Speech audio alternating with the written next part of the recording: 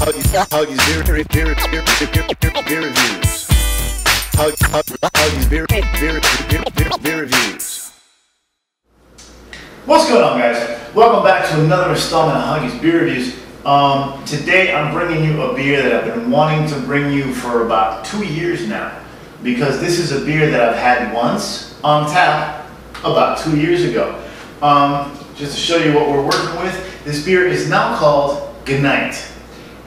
This beer is from the Oskar Blues brewery. They're the people who bring you Dale's Pale Ale and all those other really good craft beers, only in a can. But I say it's now called Goodnight because the name on this beer was changed recently. For a very long time, this beer was known as Gordon.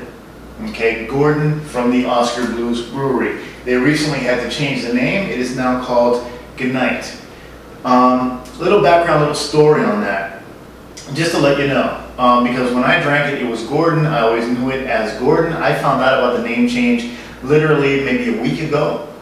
And coincidentally, a few days after reading about the name change issue, I saw it in the store and I said, this is the perfect time to finally review it. Now, here's what happens. The beer was named Gordon after a gentleman named Gordon Knight, who died. He was a former Vietnam vet and firefighter who died when his helicopter crashed while fighting a forest fire outside of Lyons, Colorado, the town in which the Oskar Blues brewery is located.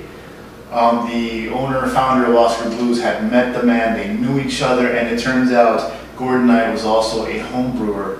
And actually he started a couple of breweries in that general area. So he was not only a local hero, you know, Vietnam vet firefighter, but also a beer guy.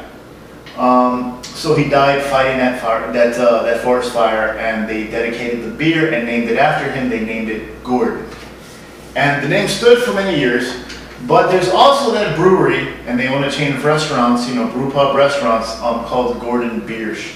And apparently that's where the issue comes from, because Gordon Biersch was recently acquired by a larger company, something like that, and it has to do with trademarks on the name and what forth. So because of Gordon Biersch, basically, this beer had to change its name from Gordon to Goodnight, which actually works because the guy had a perfect name. You can call it Gordon, and Goodnight still works. It's still a tribute. It's still fitting. It's still, you know, it's still clever. So they got lucky on the name issue.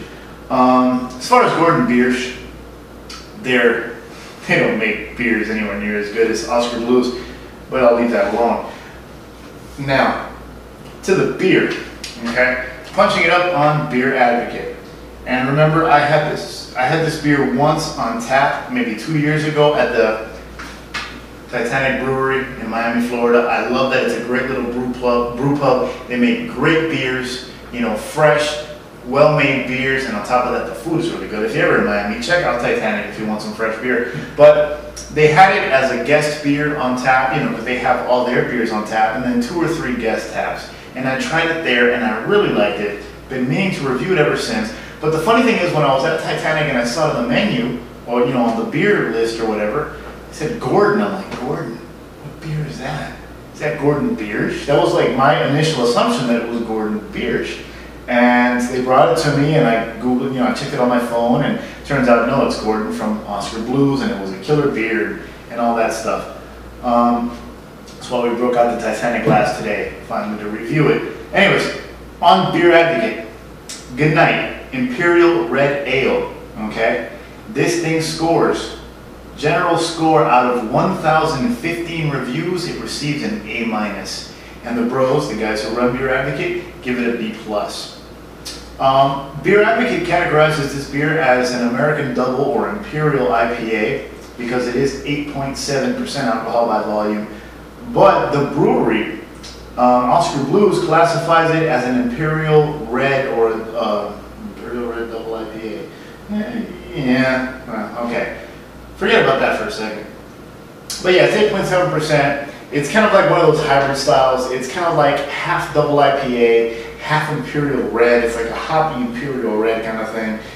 What can I say? I really liked it when I had it, but it was 2 years ago. So, I mean, whatever, guys. I just wanted to bring you this beer because I saw it and I said, you know, it's got a new name now. this is the perfect moment to review it. Take a look there. Good night, Imperial Red. Cano Bliss. Satisfied. They always have some little weird little blurb at the top of the can. I love these guys. Let's see. On the back, on the top here, it says, still big, still red, still sticky. Good night. If you knew the man behind this tribute, this ale needs no explanation. If you didn't, we're sorry. Must have been a hell of a guy. Hell, you know, I'd love to have a beer named after me when I die, especially a good beer. But, you know, enough with all the reading and all the stuff. Let's get to the beer.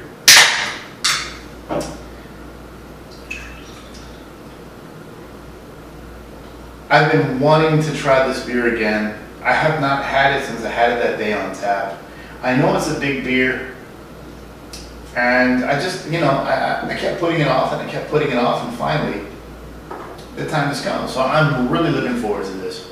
And it sucks that they had to change the name, but I'm glad that they were still able to find and use a name that is still befitting of what they wanted to do with this beer as far as it being a tribute to the man. So that worked out very well. I'm happy for the folks at Oskar Blues for that. And this beer is filtered because it's crystal clear, and it is like a copper orange amber color. I mean, it's a nice color. It's a good, like a double IPA color. It's not that red. It's more of like a malty IPA as opposed to any kind of red ale in the color. More copper amber, you know, more golden amber leading towards copper than that copper brownish red that you get with red ales. Anyways, of course the head is, ooh, that smells good. The head is dense, you know, very small bubbles, frothy, you know. Citrusy, grapefruity, herbally hop. Like major fucking citrusy, herbally hop.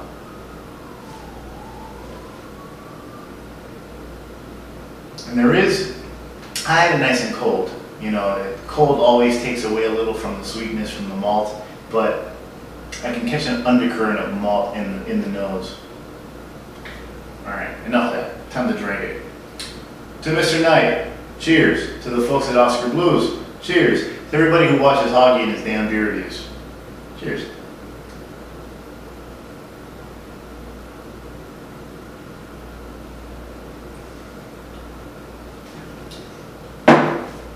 To say this is a hoppy beer would be an understatement. This is hoppy as hell.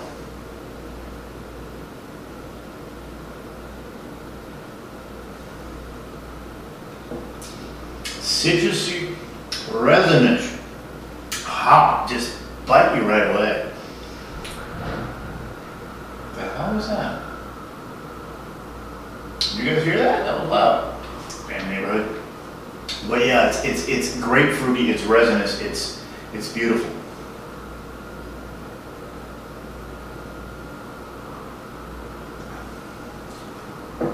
And this is a medium bodied beer. You know, the finish, you get smooth, silky, smooth, mellow maltiness across the middle. As this beer warms, it's going to become sweeter. I can already tell that malt is going to come out so much more. But on the end, you just get more resin, grapefruity, citrusy, hop overdose indulgence. Yeah, no, it's good.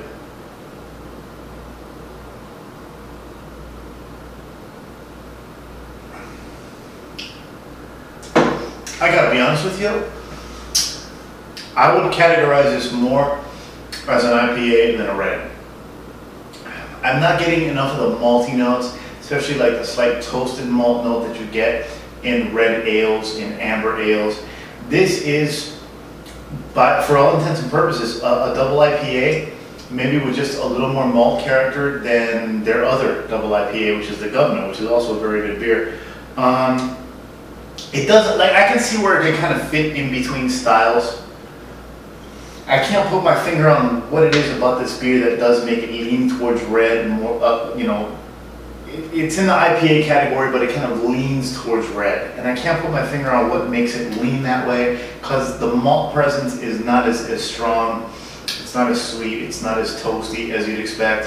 For example, that Summit Horizon Red Ale that I had the other day, That's a real hybrid because it has kind of like a toasted malt character, even though it's hoppy as hell. This, I'm telling you, man, if you like ambers and you like double IPAs and you want something that kind of falls between those two styles, here you go. And if you just want a hoppy beer, here you go.